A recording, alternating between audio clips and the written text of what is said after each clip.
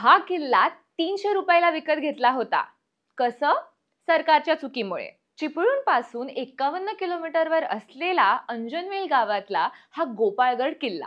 आता हा किल्ला कधी आणि कुणी बांधला याबद्दलचा आपल्याकडे ठोस संदर्भ नाहीये.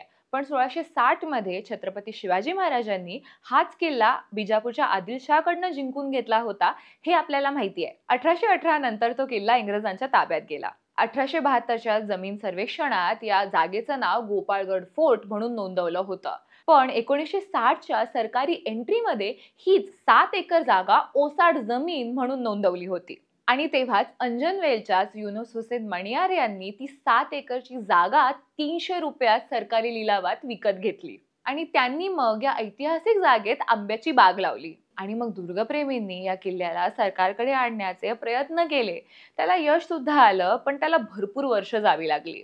2009 मध्ये राज्य पुरातन विभागाने गोपाळगडला सरकारी प्रॉपर्टी म्हणून घोषित केलं, पण ते फक्त कागदावरच. त्यामुळे ती आंब्याची बाग सुरू राहिली आणि त्या किल्ल्याचा एक भाग पाडून तिथे एक गेट सुद्धा बनवला गेला. पुढची बरीच वर्ष गोपाळगडच्या संवर्धनासाठी प्रयत्न चालू राहिले. हा वाद सुरू असताना सुद्धा पर्यटक आणि दुर्गप्रेमी इथे येऊन किल्ल्याचं दर्शन घेत होते. ते प्रकरण बॉम्बे हायकोर्टात सुद्धा गेलं. मणियार कुटुंबियांचं मत हे होतं की ती त्यांची प्रायव्हेट मालमत्ता आहे आणि त्याची देखरेख सुद्धा केली जात होती. शेवटी 2024 मध्ये कोर्टाने मान्य केलं की या जमिनीच्या वादामध्ये तथ्य आहे आणि त्यांनी राज्य पुरातन विभागाला यातून मार्ग काढायला सांगितला.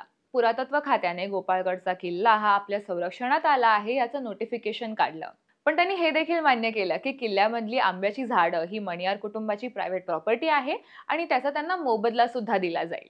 आता त्या किल्ल्याची डागडुजी होईल, तिथली अतिक्रमणं हटवली जातील आणि तो सर्वांसाठी पुन्हा एकदा नव्या थाटाने खुला होईल. पण एका सरकारी चुकीमुळे काय होऊ शकतं याचं हे उत्तम उदाहरण आहे.